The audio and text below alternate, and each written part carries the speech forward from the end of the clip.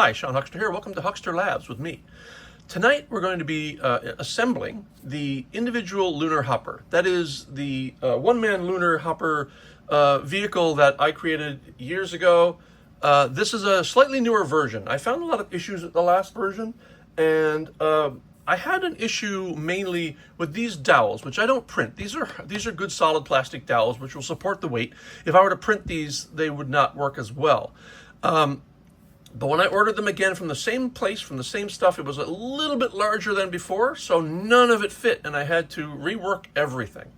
So now it gave me the opportunity to do something like make these more robust. These are bigger now, stronger, the jets are larger, much easier to assemble, and they're far less likely to break. In fact, these little jets, I think, used to break off fairly frequently because they were a bit too small and delicate for the size.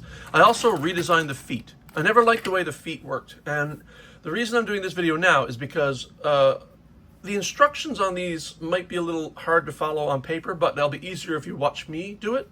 And I've done this before in the past with this same unit, but it was the older version.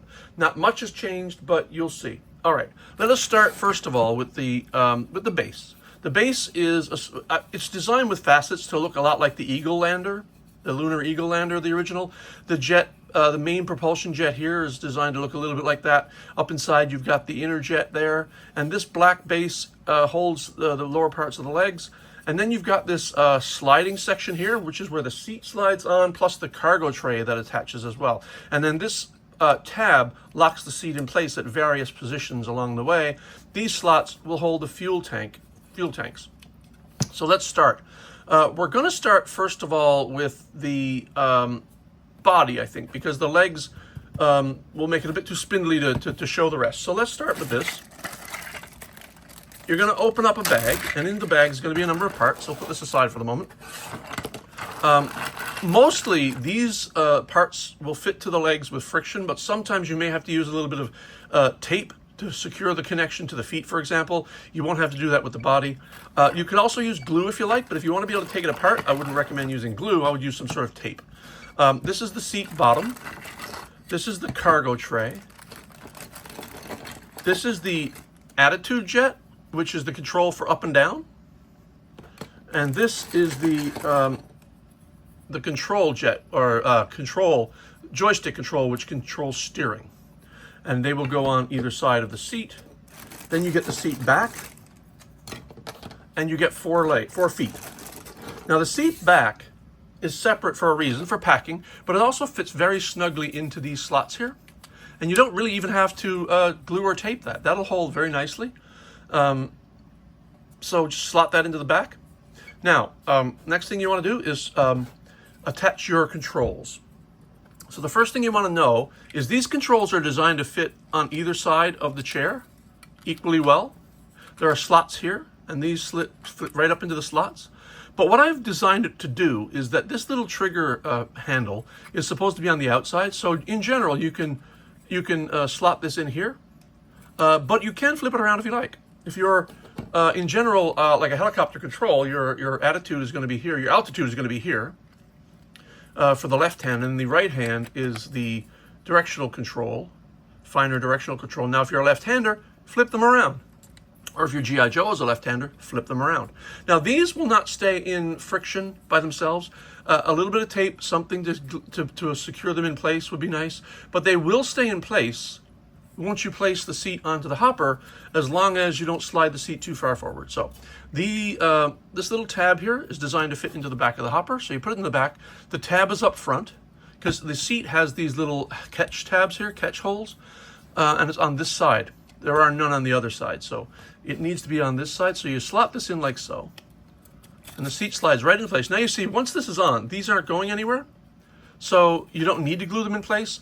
Once you slide the seat too far forward, however, they will fall off, so don't do that. You can, I mean, if you use glue or something, but this tab is designed to lock the seat in place in various different positions as you slide it. Like there's one right there. We'll do one forward, I think. Yeah, just like that. For the moment, I'm actually going to unlock it because I am going to attach the cargo tray in a moment. We'll attach the cargo tray last.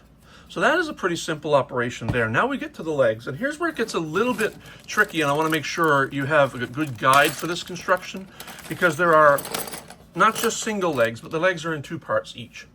And there are 4 of them, so they're all symmetrical. Once you do one, the others are the same. You take one long leg, and you take one attitude jet controller. This is important because this is the hole down through which the leg will go. But then there's another hole here. This doesn't go all the way in. This is for the lower leg. So the first thing you do is you want to place this so that this smaller closed hole, you see this one is empty, this one's all the way through, this one is not. You want to put the leg down through this way. And then you want to take one of these and place it into the lower base leg, and that'll friction fit in place, like so. If you want, you can go around and place all 4 of these at once. Now what you're going to do is you're going to take it so that this control section has this hole underneath, and you're going to place this in the upper section, like so. And you're going to put this like that. This goes in here, and then you're going to push the leg into the hole, and you're just going to kind of rotate it a little bit until the leg fits into place. And that'll friction fit as well. You probably never have to glue these. Where you might have to glue it is the feet, because the feet might be a little bit loose. And that is by design, because you can actually, like that actually fits rather nicely right there. And you don't really have to, it friction fits nicely, but if it doesn't, you can just use a little bit of tape. Now we're going to do the same operation all the way around. So we take another one. We put the leg through, make sure you're getting the right hole there. The one that goes all the way through. Take the smaller leg, place it into the base here, the lower hole on the leg, and that'll friction fit in place. Then you place this so that the hole here fits into the lower leg, like so, and pull the leg back down and put this leg into place here and push. And that's another leg done. And then you can take a foot and add a foot here. See, this one's a little looser. And this is the problem. These dowels, when I bought them, they weren't very consistent. So I had to do a little finesse and redesign these things to fit better. And just to keep going, we'll take let's do the old 2 lower legs at the same time here. We'll put that one in here. Now, if you find that they're too tight, you can sand them a little, but I designed them to fit. Every one of these has been test fitted. So one of the legs will go in one direction or the other. And then you push that in place so that your legs are like so. And you take the other 2 control structures, place a leg through so that the hole here fits into the lower leg, like this, and that the leg goes into the upper leg like so, and you push. Again, it friction fits nicely. You take a foot and you put it on the leg. Again, mostly these are going to friction fit fine. And the last one, you take the same thing. You take the hole all the way through the full all the way through hole. You find the smaller hole, which is here, and you place that on the little leg, the leg strut, and then you push the large leg up into the base and rotate until it fits rather nicely, and then pop the last foot on. And that is I'm going to zoom out now. That is mostly the Lunar hopper, but we're not quite done yet. The cargo tray will fit under the same slot as the seat, but first you have to unlock the seat, which I've done. Push the cargo tray back so that the hook hangs over, like so. And then you can take the handle of the cargo tray, put it into the hook like this, like so, and then just gently slide the seat forward, and the cargo tray should just slip right into place. And if not, you can guide it in with your fingers. And now the cargo tray also is sliding. If you go too far forward, this will fall out, unless you glue it in place. But like I said, that's no problem. You can push that back, and the cargo tray will perfectly stay in line, stay in place. And then you could find a seat slot, tab it in, and that's the completed hopper, except for the fuel. So the fuel is the last part, and it comes with 2 fuel rings and these 2 fuel tanks. These tanks are hollow plastic balls. So you take the seam and place that so that the seam is hidden inside. And you can also take this little logo, because this is a purchased ball, and place it so that's down below, that's aiming downward. And you just gotta slide this up a little, and this will fit nicely in place. It's just like a belt going around a little ball. And then this slots in like so. Take it by the edge, push it in here, and then do the other one. Same thing, you take the logo, put it down below, unless you want the logo up top, of course, that's your choice. but you know, why would you?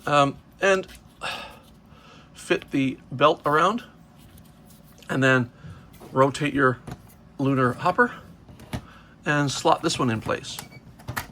And that is your completed, revised second version of the Huxter Labs individual lunar hopper. So I hope this helps with construction. It's not a complex thing, but it was much easier to show than to diagram. So from me, Huxter Labs, and this beautiful Schleich crystalline mammoth, talk to you later.